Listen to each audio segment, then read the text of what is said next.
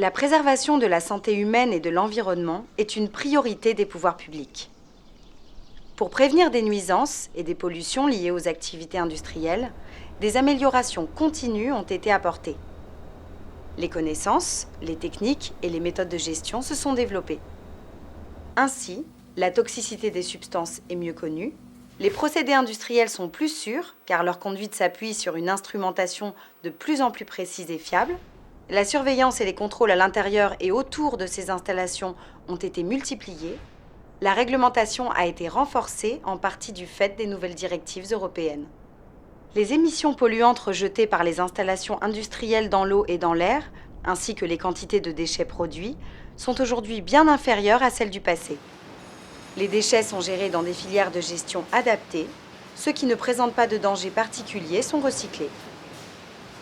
Pour les années à venir, ces dispositifs de prévention et de gestion permettent de garantir des impacts mieux contrôlés et mieux gérés sur l'environnement et les sols. De plus, en cas de pollution de l'environnement, les responsables sont maintenant tenus de réparer les dégâts occasionnés. Mais que sont devenus les sols ayant été occupés par les usines et les décharges du passé ? Les sites industriels s'éloignent toujours des nouvelles zones urbanisées avant d'être rattrapés par de nouvelles constructions. Ainsi, l'extension des villes vers leur périphérie s'est faite sur les terrains occupés par les sites industriels passés. On y a ainsi construit des écoles, des zones de loisirs, des pavillons, certains avec des jardins potagers, des immeubles, des bureaux et des parkings. Ces constructions et ces aménagements posent-ils un problème pour la santé si le sol s'avère pollué ? Tout d'abord, divers cas de réaménagements urbains de ces sites se présentent. Les sites ont été dépollués et réhabilités.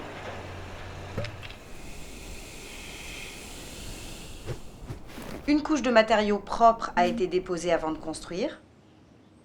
Ou alors, rien n'a été fait car le passé du site était méconnu ou a été ignoré. Dans ce cas, les constructions peuvent être situées directement sur le périmètre d'anciens sites industriels, sans précaution particulière.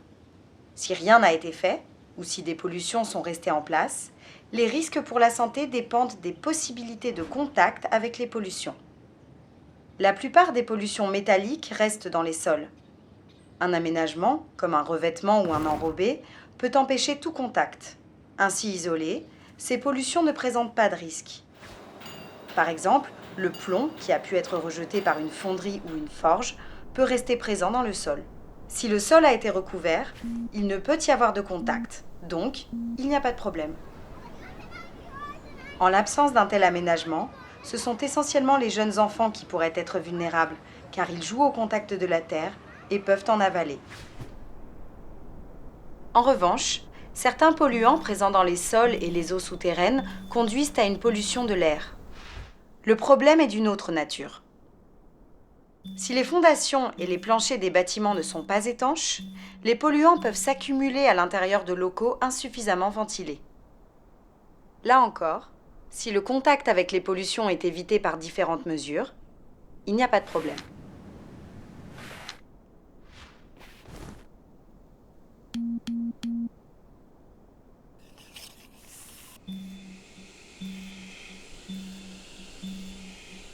C'est donc l'analyse des possibilités de contact avec les pollutions passées qui constitue le principe de gestion des risques suivant l'usage.